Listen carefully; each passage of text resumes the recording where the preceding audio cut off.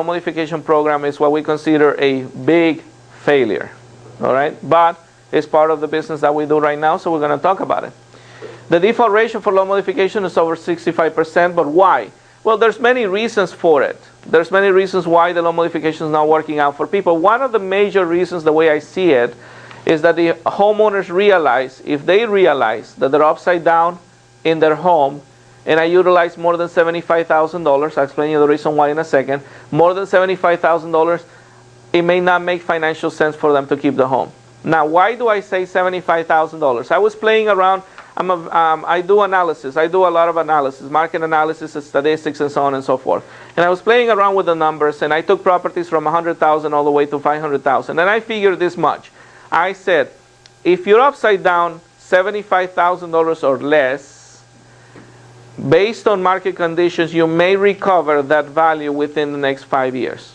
And 5 years is not a long time to live in the house. So probably for some people that are upside down less than $75,000, staying in their home for the next 5 years, if they can afford it, will actually make sense. In 5 years from today, they may be able to short sell, not short sell, but regular sell their property, even though they break even. Okay, they will finally get over their house. But for those people who are upside down more than $75,000, we have a statistic. We have actually a chart that I'm going to show you, and you will see how long it's going to take for those people who are upside down more than $75,000. So, reason number one, if homeowners realize that they're upside down in their home, they more than likely they will suggest that there's no financial benefit for them to keep the home. Loan modification education. All right. Frequently asked questions that I get regarding loan modification. Question number one. Can I qualify for a loan modification if I'm behind on my payments? Absolutely. That's what the program is for, is to help distressed homeowners, people already in default, qualify for a loan modification. What about reserves? Do I need to have reserves? As a matter of fact, you don't need to have reserves. As a matter of fact, I highly recommend that you don't present any reserves, and I'm going to explain you the reason why when you do the short sale. But one of the reasons why is, well, I'm going to say it right now. This is the reason why. We had a guy who was doing a loan modification and he got denied, and we had presented an IRA that he has $50,000 in the bank. Now, mind you, this gentleman has been saving money for the last 10 or 15 years in his IRA account. Yes, and the bank said yes, in order for us to approve the loan modification or the short sale, we can do it, but we want that money, and that is just unfair. That is just plainly wrong, if you ask me. So as a matter of fact, I tell everybody during this training, if you're going to present bank statements or retirements, I suggest that you don't even present retirement accounts. For the most part, they don't ask for them. But if you have bank statements, if you have too much money in the bank, don't present those bank statements either. You know, because sometimes they will come back to you and they will say, yes, we're going to help you, but we want that money. And that is just not fair. I don't think that's fair. Okay, that's just me. Okay, so you don't have to have reserves in order to qualify for the loan modification and short sale. You don't. Okay, even if you only had $500 in the bank, that's fine. As a matter of fact, I had people who said, well, my account is, they actually closed my account because it's in negative. And I say, okay, that's fine. Bring me that statement. It says negative 200. That's fine. Don't worry about it. Because that's what the program is designed. It's designed to help people who are in distress, and who is more in distress than people that are upside down in their bank accounts. How long does the process take? It takes a long time. Loan modifications take a long time. As a matter of fact, I always say, setting up the right expectations for people is important. I used to say, you know, a year ago, 2 years ago, I used to say to people when they asked me the question, well, how long this loan modification process is going to take? I used to say, well, you know, we have a great negotiating team. We're going to try to put it in there as fast as we can. We're going to negotiate it as fast as we can. We can probably get an answer within 30 days. Yeah, you know what happens after 30 days? They start pounding the phones. They start calling you after 30 days. And after 30 days, every single day they're calling you. What, do you have any news? Do you have any news? And at this point, you don't have any news. Loan modifications, for the most part, take anywhere between 3 months to 4 months, for the most part. Okay? Sometimes you can move them faster than that, but 3 to 4 months is in general terms, that's what it is. I create the right, now I learned my lesson. I create the right expectations with people. Somebody asked me the question, how long is the loan modification going to take? I look them in the eye and I say, long. It's going to take anywhere between 4 to 6 months. Yeah, I go like long. It's going to take 4 to 6 months. As a matter of fact, I added this. As a matter of fact, if I don't call you within the next 3 months, don't worry, everything is okay. If I don't call you, you know, you can call me if you want, but if I don't call you in 3 months, don't worry. I will only call you if I need anything from you. That's what I say. Because I had occasions in which I don't create the right expectation for people. And I had this occasion in which this guy, it's funny. This actually was a purchase transaction. But the guy, we opened escrow today, and tomorrow he called me. Yes, he called me 3 times. 10 o'clock in the morning, 12 noon, and 2 p.m. And at 10 o'clock in the morning, he said, hey, Ronnie, you know, I just wanted to say hi and see how everything is going. At 12 noon, he called me and said, hey, Ronnie, I haven't heard back from you, and I just want to know if everything is okay. At 2 p.m., he calls me and said, hey, Ronnie, do you have any news from the bank yet? When are we getting loan docs? And I'm like, we just opened escrow yesterday, right? I understand. Some people don't understand the concept of real estate and how long it takes and all that. So I called him back in a very, very nice way. I said to the guy, I said, listen, if I'm going to talk to you, we're going to be working together for the next 40 days, okay? If I had to talk to you every single day, 3 times a day, you better move in with me. Because, because other than that, I'm not talking to you 3 times a day. I said, listen, in reality, this process is going to take anywhere between 30 to 40 days for the most part. It's a short sale transaction. Sometimes they take longer than that. So you have to be patient. If I don't call you, that means I don't need anything from you. I will only call you if I need something from you. So creating the right expectations when it comes to time frame is important. Otherwise, you will be inundated with phone calls from many different people who want to know the status on their case, and you don't have an answer yet. Okay, so that's important to remember. What about if I'm self-employed? As a matter of fact, you can apply for a loan modification if you're self-employed. As a matter of fact, I particularly like self-employed people more than anything because you control your income. And the bank is going to ask you to do a profit and loss statement. And you know how we are. We can tack in more expenses or take away some expenses to make the numbers work for what we need them to be. And where the numbers need to be, that's why we have the calculator. I'll show you how to use it in a little while.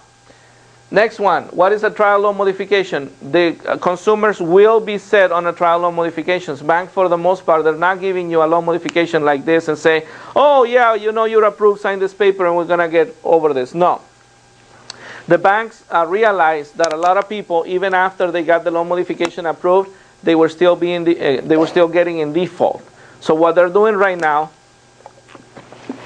is they're setting you up with a trial payment. And the trial payment is going to be very close, but it's not 100% sure, but the trial payment is going to be very close to what your actual payment is going to be after the loan modification is approved. And they're going to, depending on income and expenses, and depending on what we call the MPV, which I'm going to explain later, depending on certain factors, this amount of money or the time frame for the trial loan modification can be anywhere between 3 months to 6 months. I have seen some going up for a year. And basically what the bank is saying is, in their mind, this is what the bank is saying. If you guys can make a payment, if you guys can make this trial payment for the next 3 months, 6 months, or a year without missing a payment, then we're going to grant you a full-blown loan modification. Now we're going to notarize it, now we're going to certify it, now we're going to turn it around and resell it to another investor. That's what they're saying, right? So a trial modification will be granted like every single case, and depending on, like I said, on several factors, it can last anywhere between 3 months to 12 months. Do I need to make a payment while I'm being considered for the loan modification? Here's the thing. You never tell somebody to stop making payments on their house. Never. Because that's giving legal advice. And unless you're an attorney, unless you have an attorney's license, you cannot tell somebody to stop making a payment in their house. You're real estate agents, remember that. Or loan officers for some of you. So, when people ask me the question, do I need to make a payment or do I need to continue making a payment on my house? I use the porcupine technique. For those of you who have been in the business for a long time, Tom Hopkins, porcupine technique, anybody remembers? Throw it back at them, right? And then somebody says to me, do I need to make a payment on my house while I'm doing this? And my answer back is, do you want to continue making a payment? And then I wait for the answer. And they say, for example, well, I don't want to make a payment. Well, then if you don't want to make a payment, don't. Now, I didn't tell them to stop making a payment. Do you understand what I'm saying? They told me they didn't want to make a payment. Later on, somebody nobody will ever, probably nobody will ever take me to court because I'm really honest and I protect myself, and that's the reason why you're here, because I'm going to give you some forms to protect yourself. But if I'm ever in court and the judge asks me, did you ever tell them to stop making their payments? My answer is going to be no, and it's going to be a true answer. I didn't tell them to stop making their payments. I asked him, would you like to continue making your payments? And he said no. So I said, okay, if you don't want to do it, don't do it, right? But you never recommend somebody not to make their payment. You ask them back.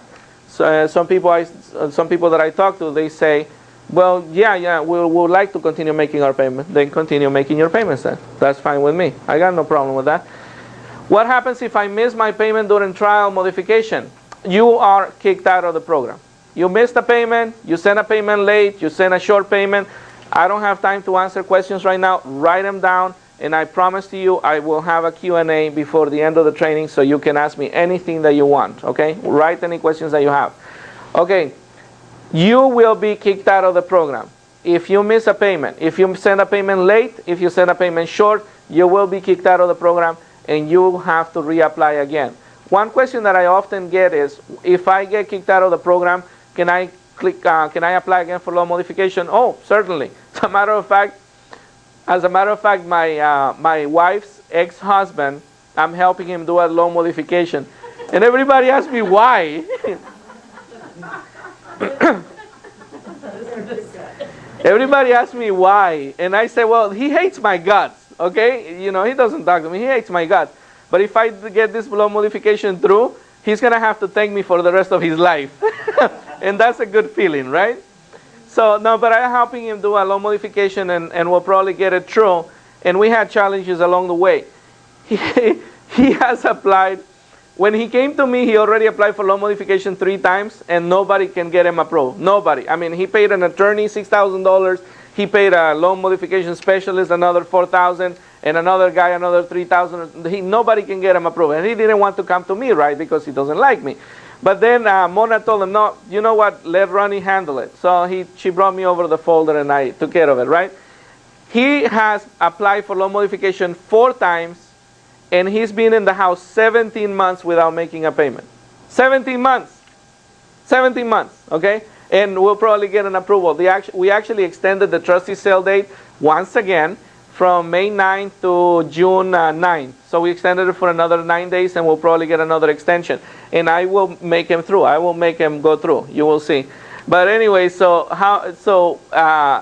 what the point being is, if you get kicked out of the program, you can reapply again. And you can reapply again and reapply again as many times as they allow you to reapply without you being sent to trustee sale, basically, right? And some people, as a matter of fact, I met this gentleman who said he's been living in the house for 3 years without making a payment. 3 years. And I said, how do you do it? He said, well, I applied for loan modifications like 7 loan modifications in a row. And that was like in the first 2 years. Finally, when the bank sent me a threatening letter saying, no más, no longer, we're not going to take your file anymore, I filed for bankruptcy. And after I filed for bankruptcy, and he did a few other things, like he changed the title of the property into an LLC, and then he bankrupted the LLC. I mean, it was crazy. This guy knows what he's doing, basically.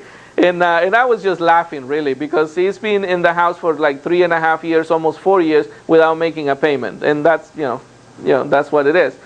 Can I change my mind during the loan modification and do a short sale instead? As a matter of fact, you can. There is in the package that I'm going to give you for short sale, there is a form it's called the change of status form, and you can change from loan modification to short sale.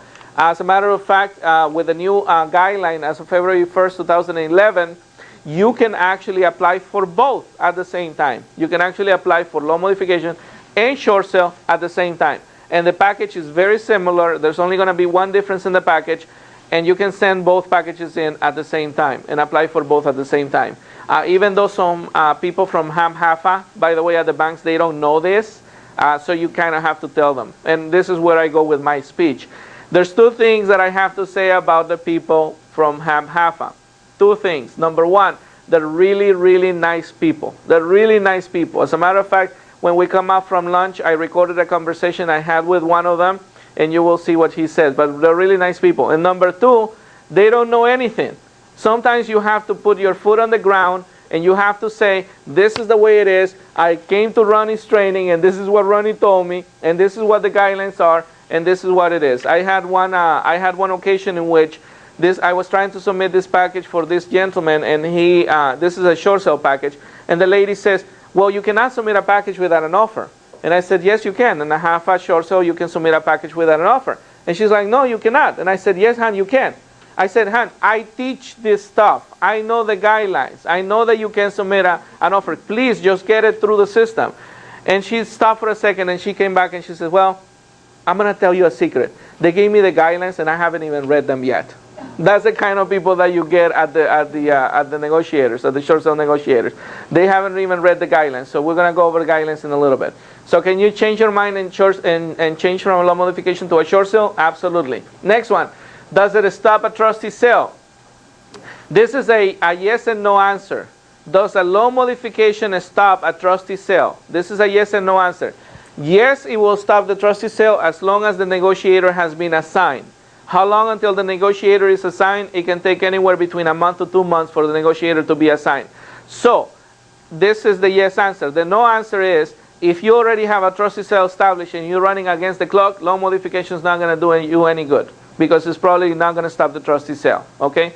The only thing that can stop the trustee sale at that moment is a full short sale package. That is the only way, and we're going to cover those when we go into short sales.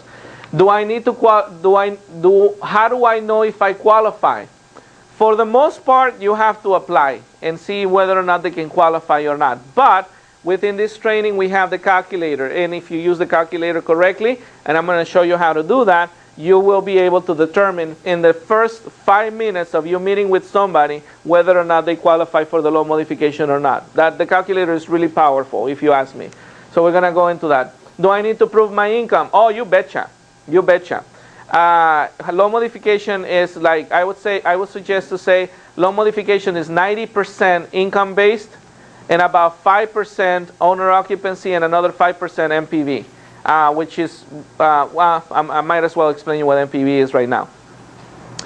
First of all, 90% income based. That means that you have to be able to afford the home in order to get a loan modification. Like I said before, it's like a refinance without the cost. It's really what it is. We have ratios that you have to abide by and some other things. Owner occupancy. If you're doing a loan modification, can you do a loan modification as an investor? Yes, you can. But if you're doing it as a primary owner, you have to live in the property. And I mention this because abandoned properties do not qualify for either program. Abandoned properties do not qualify for loan modifications or short sales. As a matter of fact, I always tell people, tell your consumers not to leave their homes. And people are afraid that the sheriff is going to come and kick them out. They're not afraid that the sheriff is going to come and kick them out. They're afraid of the embarrassment that they have to go through when the sheriff comes in and kicks them out, to be honest with you. So people try to abandon their homes before they even get an answer. Tell them not to do that. Do not abandon your homes. Because if the VPO agent realizes that the house has been abandoned, you're completely out of the program, automatically, okay? They don't like abandoned properties because abandoned properties create, destruction and vandalism. Thank you very much. Vandalism, So that's the reason why they don't want abandoned properties. So, do I need to prove my income? The answer is yes, you need to prove your income. Do I need to prove my expenses? As a matter of fact, you don't have to prove your expenses. They will probably ask you for a utility bill just to establish the fact that you continue living in the property and the property is not abandoned. But you don't have to present bills. You don't have to present pretty much anything. As a matter of fact,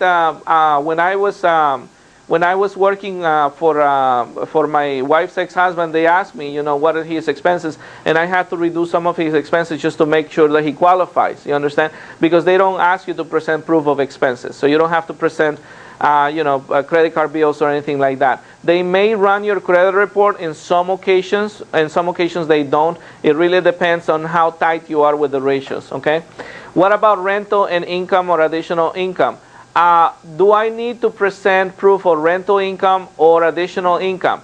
The answer to that is, for the loan modification, yes, I think you should present the income for additional income. For the short sale, it's a kind of a bilateral question because it really depends. Are you getting income? I know that some people that are going through short sale, the renters are paying them on and off, and sometimes they don't pay them for a month, and sometimes they pay them like half of the rent and things like that.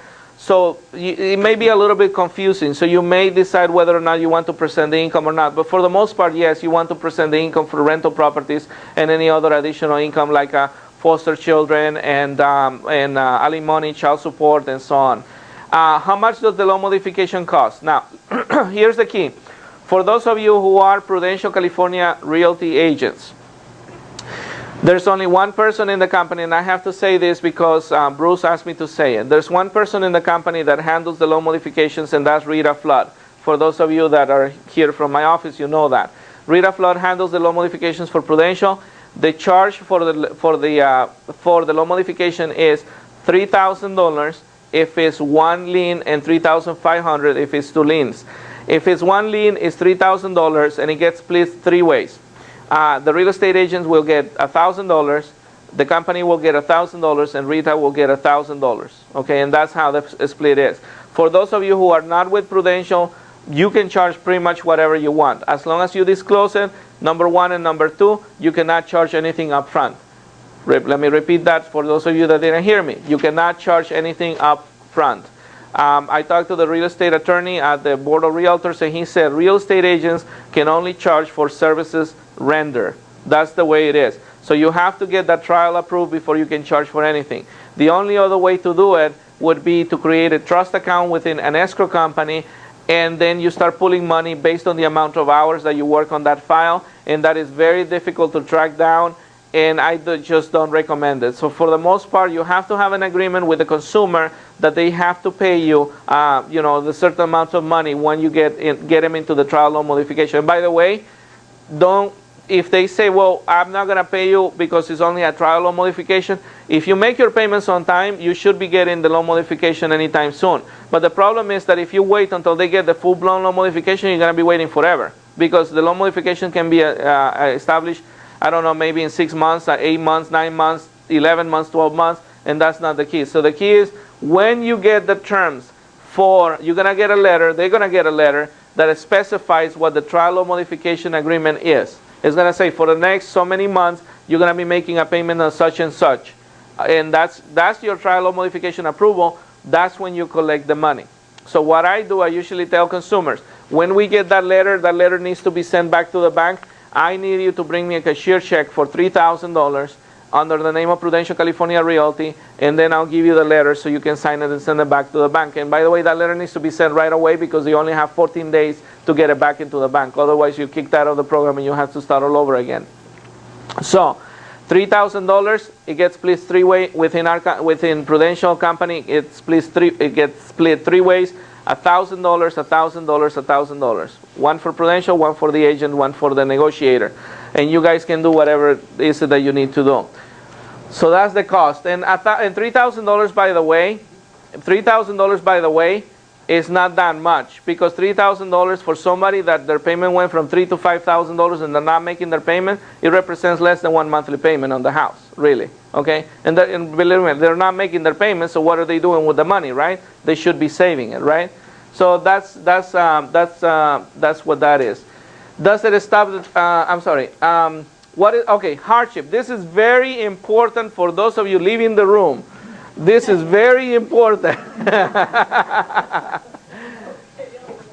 Yeah, just wait for 1 second. This is very important. This is the best definition that I can come up with what a hardship is. And this is not from Merriam-Webster dictionary or anything like that. This is my own definition of what hardship is. Hardship is the inability to make a mortgage payment, or any payment for that matter, not because you want to, but because you can't. The inability to make a payment, not because you want to, but because you can't. You will meet some people out there that do not have hardship. I know. I have met some of them. I have nurses, for the most part, that are making a lot of money right now. I have nurses in which their payment is like $4,000 and they're making $12,000, and they want to apply for a loan modification because they want to lower their interest rate from 6% to 3%. And I said, you can't. I mean, you're making too much money. You know, you're not going to be Now, how do you know somebody in hardship? How do you know somebody's in hardship? Well, first of all, you ask them. You ask them, are you in hardship? And they say, well, some people don't even realize that they're in hardship, but they are actually. They say, well, I don't think I'm in hardship. And I said, well, are you still making your payments? No, I stopped making my payments 3 months ago. Why? Well, my wife got unemployed. Well, that's hardship right there. Your wife got unemployed. Reduced hours is hardship. Divorce is hardship. Yesterday I had a funny one, a conversation with this lady because she wants to short sell her property. And I said, well, do you have hardship? And she said, well, I just got a new baby. And I said, honey, that's not a hardship, I said, that's not a hardship. Well, not according to the bank, because they consider that that's merely a choice, really, to have another baby. So that's not a hardship. But true hardships are reduced income, unemployment, let's see, medical. Sometimes people get sick. Also, they have to make payments to hospitals and things like that. Those are hardship. The question that I would ask is, well, you were making your payments and now you're not. What happened? Explain me what happened. And when they explain you what happened, you realize whether or not they have hardship or not. Now, for those people that do not have hardship, walk away. Walk away in the sense that there's really nothing you can do, because you're going to be trying to get the loan modification through, and at the end they're not going to accept it. They're going to deny the file. Like, I can tell you with 99.99% certainty that if they don't have hardship, they will deny the file. All right? Other ways to find out if people have hardship, look at their bank statements. If you see deposit $7,000, withdraw $3,000, total balance at the end of the month $4,000, that's not hardship. You know what you see on bank statements where people have hardship? NSC, NSF, non-sufficient funds, non-sufficient funds, non-sufficient funds.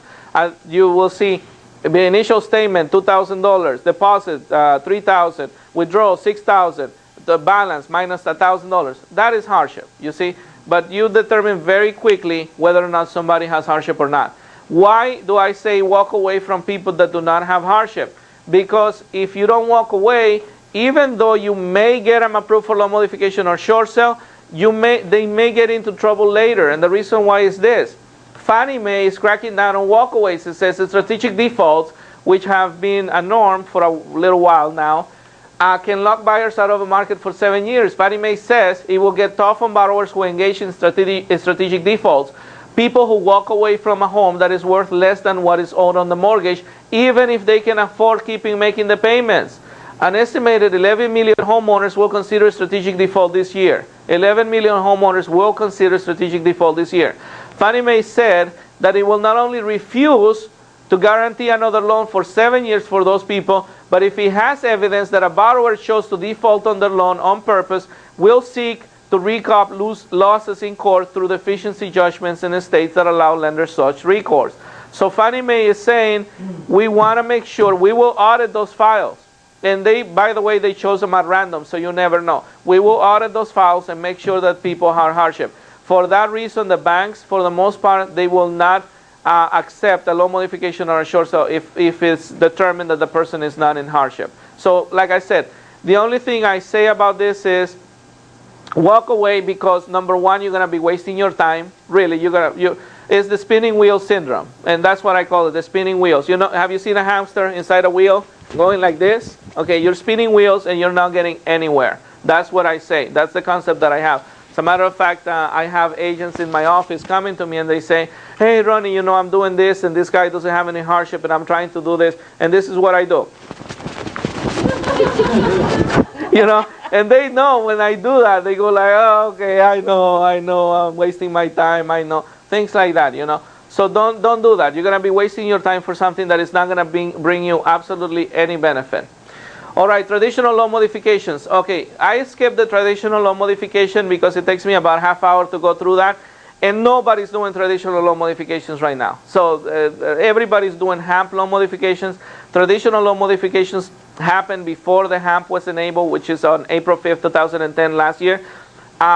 Will they do traditional loan modifications? Okay, traditional loan modifications can be used for loan modifications for investment properties. If you want to know how to get them through, it's almost the same process, absolutely the same process. The only thing is you don't use the HAMP form, which I'm going to show you in a minute. The calculations are a little bit different. I do have another class on Monday which will go into more detail regarding the usage of the calculator that I'm going to show you today. I'm going to say it right now before I forget. On Monday at 10 o'clock in the morning in this same room, everybody's invited to come. I will be talking about how to use the calculator in more detail. It's pretty simple to use, but I know that some people will have a lot of questions.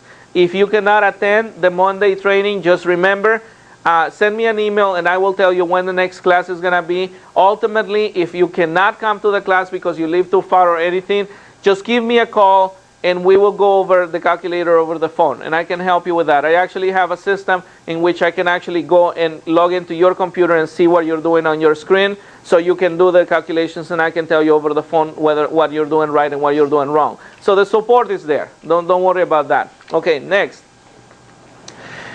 Okay, waterfall guidelines for the HAMP loan modification. These are the guidelines for the HAMP loan modification, and it goes like this. The goal of the program is to reduce